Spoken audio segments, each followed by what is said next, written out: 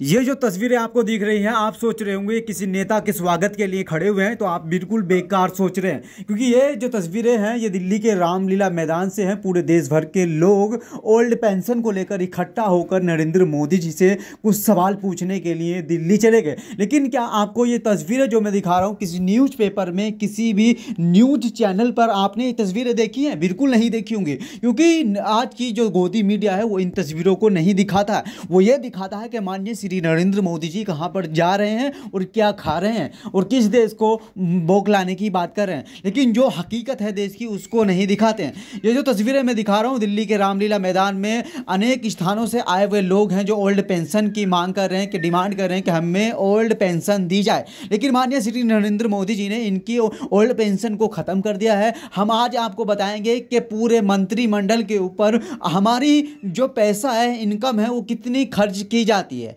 बताते चलें 3,21,000 करोड़ रुपया वो पूरे मंत्रिमंडल पर खर्च होता है। लेकिन आपको ये जानकर आश्चर्य होगा कि पूरे भारत के अंदर 1,000 करोड़ का भी विकास नहीं होता है। हमारे पैसे से ये लोग इतना मजा ले रहे हैं, लेकिन हम इनसे बिल्कुल भी सवाल नहीं पूछते हैं।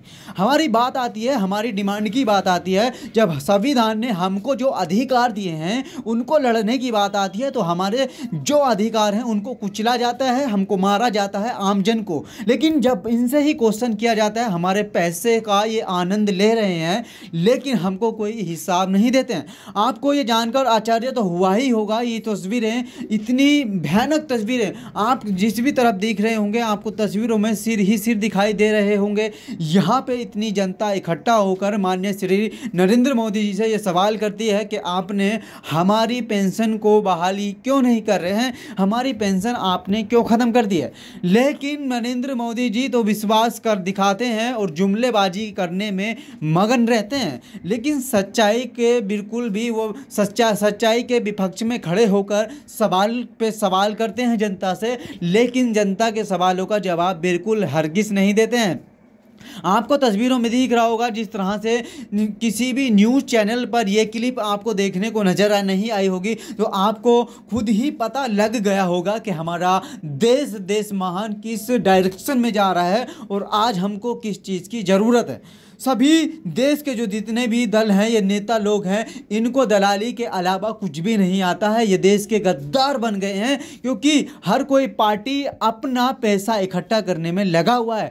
आम जनता के पैसे को अपनी पूंजी बनाकर और विदेश भागने का काम ये भारत के जितने भी दल हैं, नेतागण हैं, ये करने का प्रयास करते हैं। लेकिन आम जन को जो सुविधा मुहैया करानी चाहिए थी वो सुविधा को कुचला जाता है, और आम जन यदि RTI के अनुसार सवाल करता है इनसे तो उनको मारा जाता है और घसीटा जाता है। आज भारत की इतनी दयनीय स्थिति हो गई है। आप किसी भी डिपार्टमेंट में बात कर लें, क्या किसी भी डिपार्टमेंट में करप्शन नहीं है? करप्शन इतना भयंकर तरीके से हो गया है, आप किसी भी डिपार्टमेंट में जाएंगे तो बिना रिश्वत के कोई काम होता हुआ नजर नहीं आएगा। लेकिन हकीकत में माननीय नरेंद्र मोदी जी और जितने भी इनके मंत्रिमंडल हैं वो हमारे 3,21,000 करोड़ रुपया पूरे एक साल में गायब कर देते हैं पेंशन के रूप में, और राष्ट्रपति के रूप में राष्ट्रपति के ऊपर इतना खर्चा किया जाता है और इतनी सिक्योरिटी लगाई जाती है। यदि वो सिक्योरिटी ना लगाई जाए तो पूरे भारत का कर्जा माफ हो सकता है, किसानों का कर्जा माफ हो सकता है।